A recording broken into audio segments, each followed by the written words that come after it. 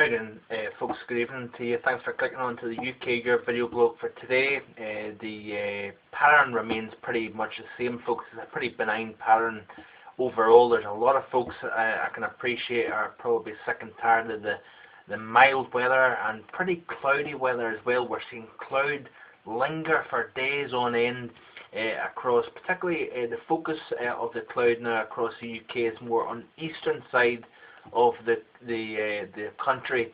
Western areas are brighter with more in the way of sunshine, and we're seeing the best temperatures as well in the west. Much cooler as well today across the UK compared with yesterday. We've seen Bangor up in North Wales rise to 18.2 Celsius now. According to Darren Bett of the BBC, Wales basically seen the warmest temperatures during the month of November for about 25 years. So a pretty significant day yesterday. Temperatures really almost late summer-like conditions across parts of the UK, the south of England as well, south central parts of England also saw 18 degrees. The combination of the sunshine as well as those pretty substantial southeasterly winds blowing off the continent, blowing northwards, and even in some spots, folks, the drier conditions as well in some places is probably helping to heat the air up to abnormally warm conditions. We're seeing temperatures 8 degrees above normal for this time of year. In parts where it rose to 17 or 18 Celsius.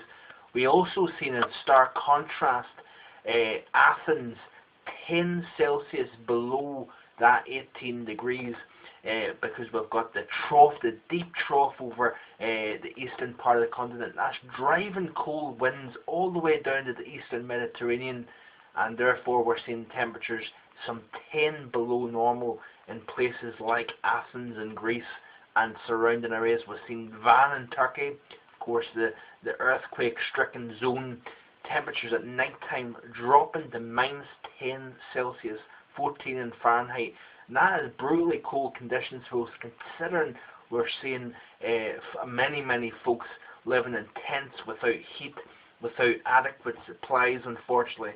So a pretty horrendous conditions across eastern parts of Europe. But that's where cold is.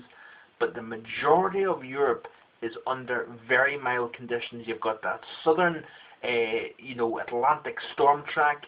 The ridge to the north is blocking that typical, more northerly Atlantic storm track. The jet stream has been deflected, as well as the Atlantic weather system. So those areas of low pressure and the frontal systems associated, taking the path of least resistance. Therefore, we're seeing it go below the upper level ridge of high pressure to the north, of course, of that unsettled weather across the Mediterranean. Those fronts pushing weather through the Iberian Peninsula across the Mediterranean. We're seeing to the north more settled conditions, but there's quite a large bank of cloud that's up the western periphery of the high pressure. Conditions cooling down somewhat across Scandinavia. But I'll tell you what, folks, I'm continuing to look at the models, particularly so for the next 8 to 10 days out. And really, folks, I'm not seeing that cold air really at all. Some of the models were suggesting the push of colder air filling like such areas of Europe as Scandinavia. The latest model runs are actually less cold, so to speak. Even across the UK, we're seeing hints of 10 days from now up into the 23rd, 24th of November, seeing the colder air, but not particularly brutal cold, but certainly cooler air trying to infiltrate its way in. Even the latest model runs, we've got a trough. The latest run showing a trough sweeping into the UK, or certainly getting close to the UK. That would suggest that we're going to be seeing colder than normal conditions across the UK, perhaps highs struggling to get to 3 or 4 Celsius, nights below freezing. We might see some hill snow.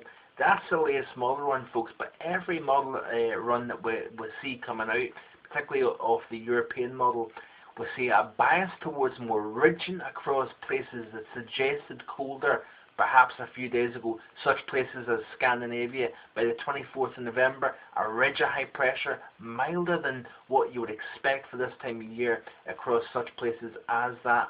But also across the UK, folks, I'm really struggling to see the cold air across much of the continent. Even in the eastern part of the continent, looks as if that cold air retreats somewhat. So it's a fluid, dynamic situation at the moment. The blocking across the western part of the continent suggests to me anyway that when we do eventually see this flip to a negative North Atlantic oscillation, the persistency of that cold will lock in, and I continue to hold on to the idea that later on down the road, when the cold does eventually get its way over towards the western part of Europe, it may hold on for just as much as we're seeing this milder weather hold on. This milder weather, of course, has been holding on for about 3 to 4 weeks now, and it looks as if, I think anyway, that the blocking across the hemisphere is all indicative of a pattern that will last through the winter. Of course, we're going to be seeing migration of ridges and troughs as the season advances into the winter time. That will all bode well with the forecast that I've got at the moment. But certainly a pretty boring pattern for anybody that's interested in the weather. It's mild, there's times it's damp, and yeah, for sure, I'm sick and tired of it as well, to be honest with you. But bide your time, be patient. The colder weather will arrive at some point. Certainly, if my forecast is correct, it should be around about a month from now. So thanks for watching. Hope you have a terrific evening, folks. Time for my bedtime now. I'm back up at 3:30 tomorrow morning, so I'm going to try and get rounded up now. Hope you have a great evening, folks. Bye for now.